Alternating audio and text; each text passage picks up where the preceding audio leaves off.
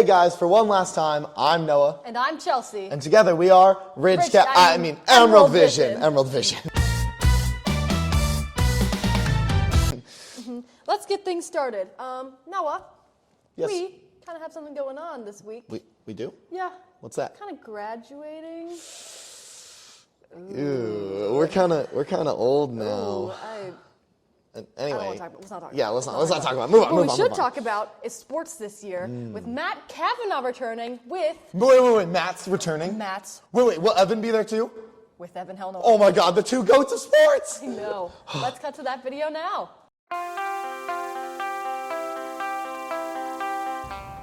What's up, Jags? I'm Matt Kavanaugh, and welcome back to the final Kavanaugh Report. The Jaguars saw a lot of success in sports this year. Here's some of the highlights. Hello, the students of VR. It's me, Tom Brady, 7-time Super Bowl champion. Now, I'm delighted to present to you an interview with the first ever Western Washington flag football champs.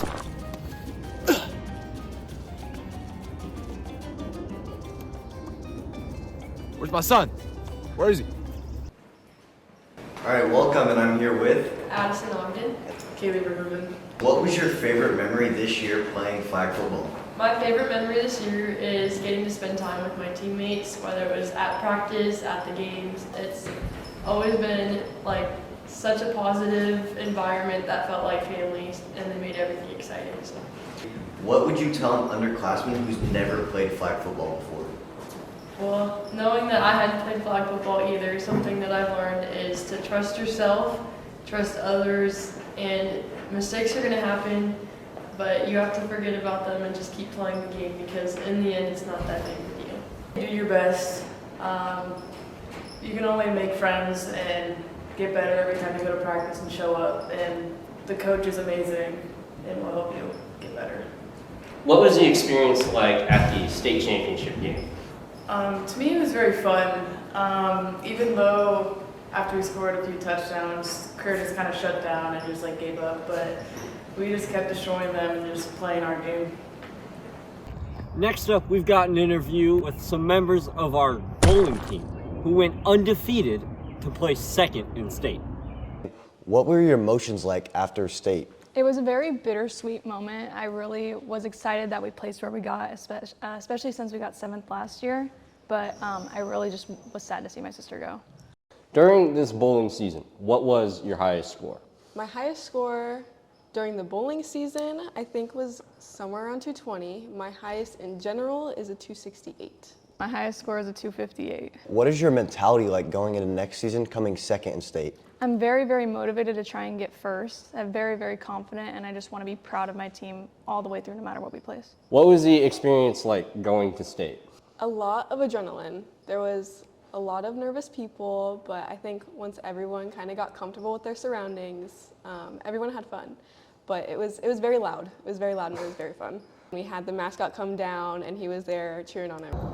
Now, I started the year dunking myself with water, a trend I, for some reason, decided to continue afterwards. And I'm here to tell you right now, that will not continue today. We do this to be stronger men.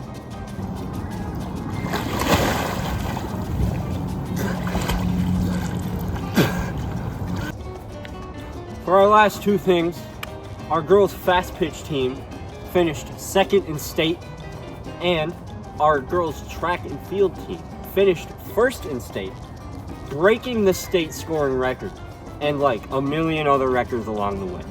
It was truly an incredible year for sports. And it was an incredible year for Emerald Vision. I'll see you all out there.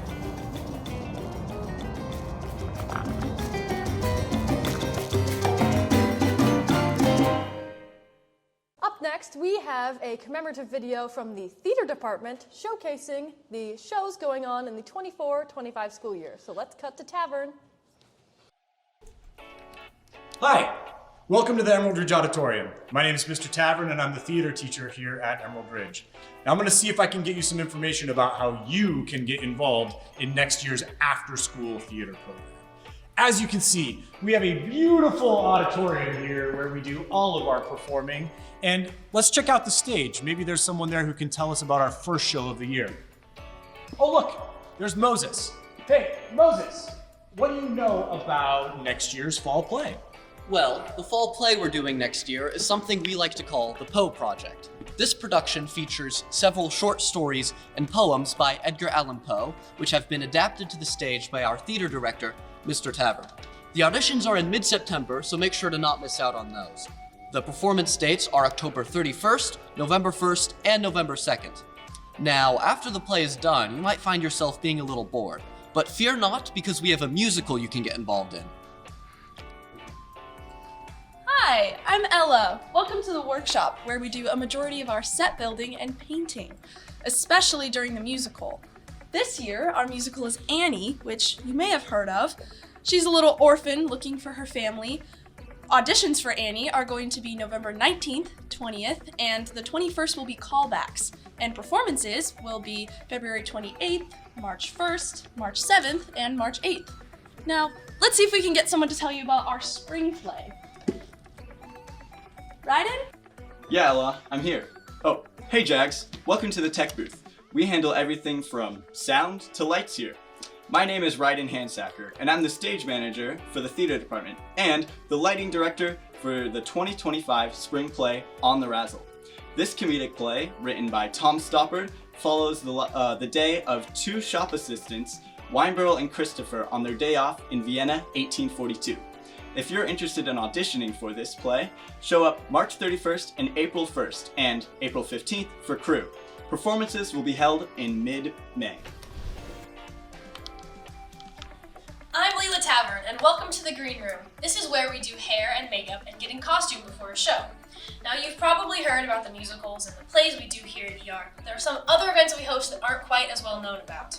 Join us on January 25th for the District Theater Workshop, where we workshop scenes and songs all day. There's also elementary workshops earlier that morning that you can volunteer at. Also, on March 28th is the Performing Arts Showcase. Do a song or a scene or anything you can think of that might showcase the hard work of the arts departments.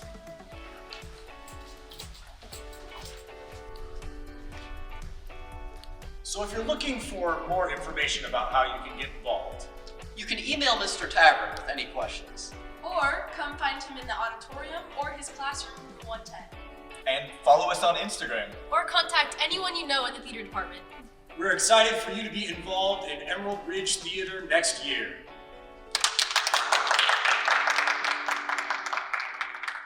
And next up on the list, we have our orchestra department who made a little commemorative video for the year that they've had in the orchestra room as well as outside of the orchestra room.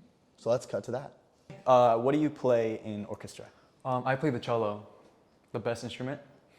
Anything else? I also play piano outside of school, and I sometimes just play around with the viola and violin. Awesome. Okay. So first, can you tell me a little bit about how this year's been in orchestra? So overall, this year has been really, really good. I would say that after COVID, orchestra was hit pretty hard. We didn't have a lot of people, and our skills were very lacking. But this year, I would say we improved a bunch, which showed a lot in our last concert a week ago, which was really, really good. Okay, digging in like a little bit more to this year, what have you guys done? So some of the things we did was we went to a college called Western, and we just did a bunch of touring around campus, and we listened to their college orchestra, their symphony, and then we also got taught by their director, which was really fun, and it was a great learning experience. We also had a large ensemble contest, which was definitely an experience. We weren't the best, but I would say overall it was really fun being able to learn to like an official professional, and also being able to play and listen to other high schools and see how they compete. It was a very fun experience. And then our orchestra has something called a small group, and we did a lot of things this year, which was really fun. We participated in solo ensemble as a large ensemble, and we got second alternative for for regionals. And then we also played for a retirement home, which was really fun because I didn't realize how adorable the old people were, because they would come up to us and be like, "Oh, thank you for playing for us," or "You guys were so good." It was just really nice. And we also played for the pre-op school board meeting, which was definitely nerve-wracking, but very fun experience again. Okay. Is there anyone like specifically that you want to mention that like helped you? Helped me? I would say senior, so has just left, but Lola Davis. She was a violin player and she was exceptional. She was a really good leader for her whole section, and she was very, very helpful in just leading our orchestra as a whole. And she was very funny, very charismatic, so we'll miss you. Bye, Lola. Any final comments you want to add? Join orchestra, even if you're bad, because we're bad too, but it's really, really fun, and we'll make a lot of friends. Next up, like us, seniors, we have some videos. Oh. I'm fine. He's fine. We have some videos showcasing some senior highlights and what people have done over the school year. What are like the highlights of things you've done this year? Some of the highlights of things I've done is being the ASB president this year. It's allowed me to see my school a lot more and like really get to connect with the people here. And then Daffodil Princess has also been another big thing. It's been cool to reach out into the community, make memories. Some notable things I've done this year at the school is probably help lead our teams to victory through our student section, whether it's football, basketball, volleyball, track, whatever it is, just leading them through it and getting a body of students there to help represent our school. I guess it just helped me evolve to be a more outgoing person and like help me connect more to students at school. What are like the most notable things you've done here at the school this year? I would say definitely helping plan Winter Wishes. I feel like that was one of our best assemblies here since I've been here since a sophomore, and like just to see everybody engaged and actually enjoy what's going on was like super cool from all the planning that we did. Well, I was elected senior class president for this school year, and that has been truly an honor to be in this role and get the opportunity to make connections with my class. Getting to lead this remarkable group of people that came to an ER that was rebuilding, and getting to do that with everyone has been kind of special for me. Well, what were like some specific things you did, and kind of what was the experience like? Well, I planned prom. That was kind of my biggest thing as senior class president. I was also involved in theater, band, Emerald Vision. So those were some other things. But as senior class president, I planned a lot of senior sunrise, senior sunset, prom, the senior class socials. Any event that really was senior focused was me, Gio, Aiden, and Lucas. And we had a pretty remarkable team of people working on that.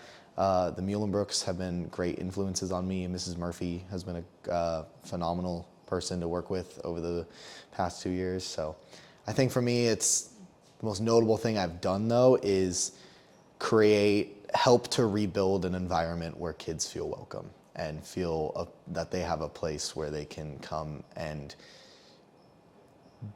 be with the people they like to be around and do what they love to do.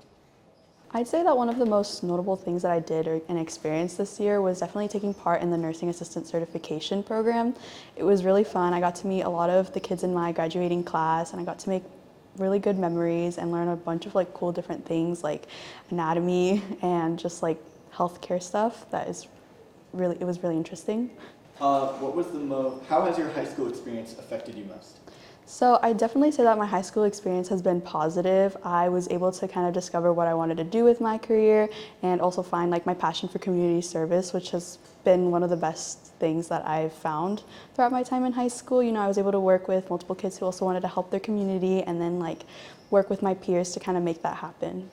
And now, as our last little bit of Emerald Vision, I don't want to speak for you, but I would like to give a little farewell, thank yous and stuff like that. Would you like to go first, Chelsea?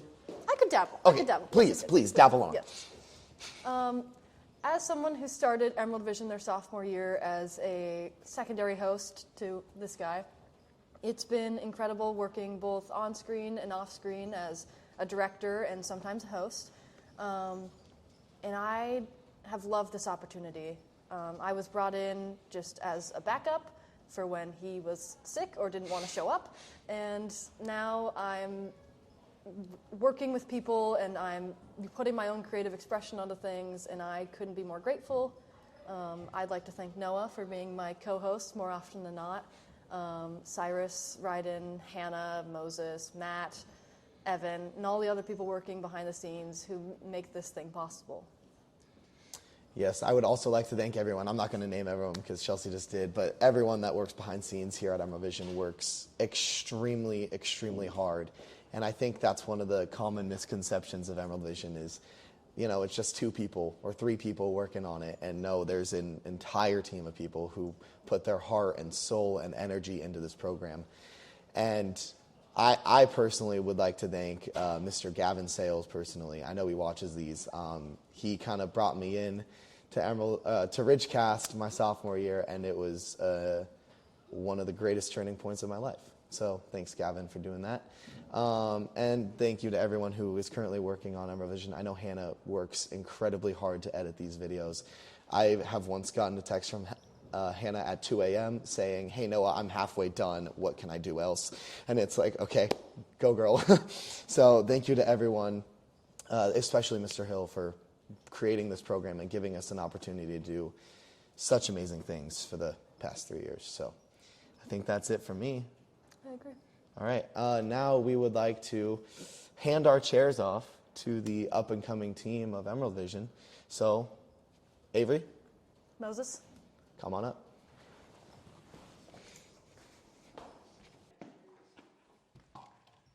I'm Moses Perry Johnson. And I'm Avery Takatapia. And we are next year's directors for Emerald Vision.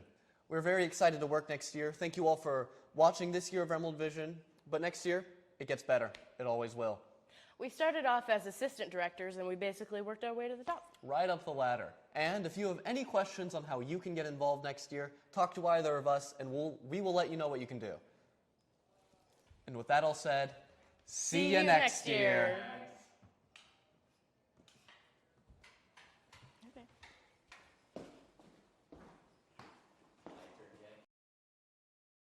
Ha, ha, ha. Ah, ha, ha. Oh, sorry, I just realized I forgot my favorite piece of tape like a year ago. I'm taking this thing with me.